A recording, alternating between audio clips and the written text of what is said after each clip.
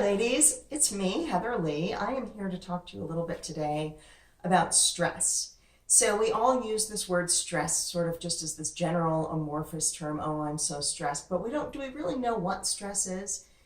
So I'm going to talk a little bit about that because stress has some really unique effects on women's health and wellness. Stress makes us fat. Stress is a big reason that a lot of us have sleep issues. It affects your libido. It affects our heart health, and heart issues are the #1 killer of women. So it's important that we understand stress, we understand how it affects our bodies, and we develop some really good strategies for dealing with that. So I want to start with a really basic definition of stress.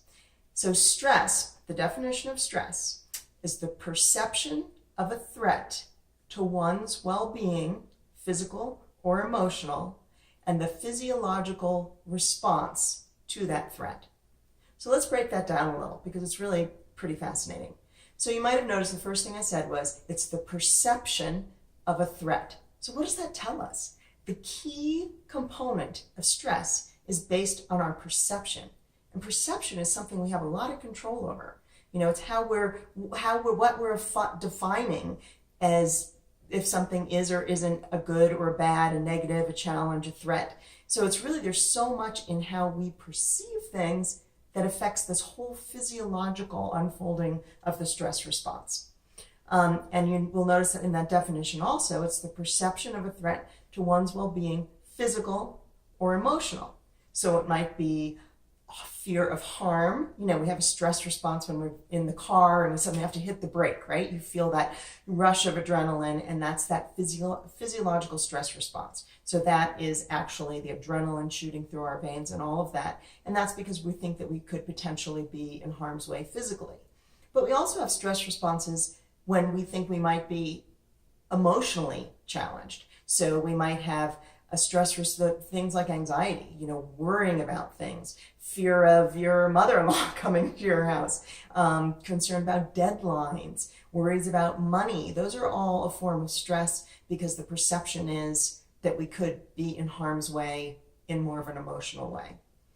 And so let's talk a little bit, again, that physiology of stress. So when you have a stress response, use the example of being in a car when you suddenly have to hit your brakes, right? You all know that feeling where you feel those stress hormones like course through your veins. That's adrenaline, and that sets off a whole course of effects in your body. We have cortisol and adrenaline and all of these stress hormones that then sort of flood our system, and they affect many of the systems of our body. So the way that those affect, for example, sleep, you might think that the way stress affects sleep is that, you know, you're worrying, that you have all these busy thoughts in your head. But it's really not that. What it is that the stress hormones of cortisol, adrenaline, those really are counterproductive to the very delicate hormonal balance that is our circadian rhythm, that is what we need to have a peaceful and long, healthy sleep. So all of those little stress hormones that need to be in play to have a good night's sleep are disrupted by the stress hormones that kind of mix in that cocktail and make our sleep difficult. So I want to give you another example because I happen to find all this really fascinating on how stress affects our health. So an example of how it affects heart health and blood pressure. So let's say your concern is that your concern is more about some deadlines that you have at work, let's say. But you're flipping on that little switch to have all the stress hormones kind of constantly dripping into your system. Now, originally, the reason we would have a stress response is because we were perhaps this goes way back to our, primal beginnings when we developed this. This is a safety mechanism in the human body to have a stress response because, as you might remember from back in, high school when you learned this, it's fight or flight. So when you have a stress response, your body is getting all prepared to either fight or flee. So you need that rush of adrenaline and cortisol to get you completely like awake and energized and ready to move into action.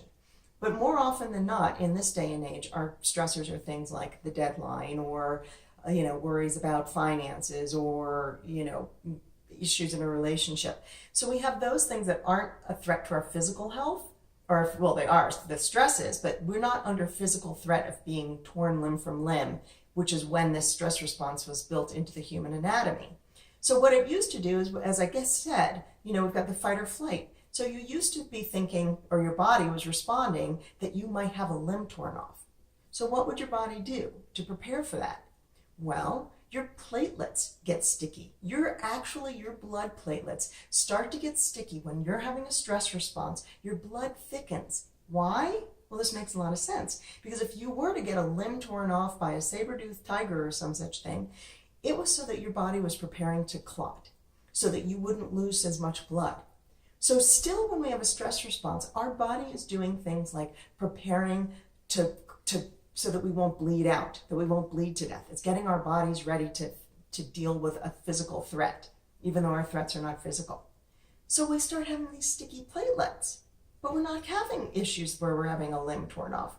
So instead, these sticky platelets, our blood gets thicker, and the lining of our veins starts to get, clogged up, and that's where we start having high blood pressure. And it's because of this thickening in our arteries, because of the stress response. It's kind of fascinating, right? So there are a lot of ways like this, even why we store fat towards our belly. So stress fat is often stored, especially for women, right around your middle. And that's because if there are stores of fat right there, right in your abdomen, that's ready access. Your body can tap into that and pull stores of energy if you need to quickly run or flee. So there's a reason that we store stress fat in that part of our bodies. So it's really pretty fascinating, some of the ways that our body, deals with stress and the negative impacts. But then again, there are lots of opportunities for us to mitigate stress and develop really healthy stress strategies. So today I just wanted to give you a little glimpse of some of the things that stress does to our bodies and why and how. But what I have is a whole system of strategies to help kind of reverse engineer stress, if you will. Because again, so much of it is based on that perception. So one of the biggest ways to manage stress is really to manage your mind and manage your thoughts and manage what you're telling yourself and how you're perceiving situations. So later in some other segments, and when we get into some of our other programs, we're going to get really into that. But I hope today you just get the takeaway that when you have a stress response, there's a whole chain of physiological events that occur in your body that truly and profoundly impact your health. Thanks.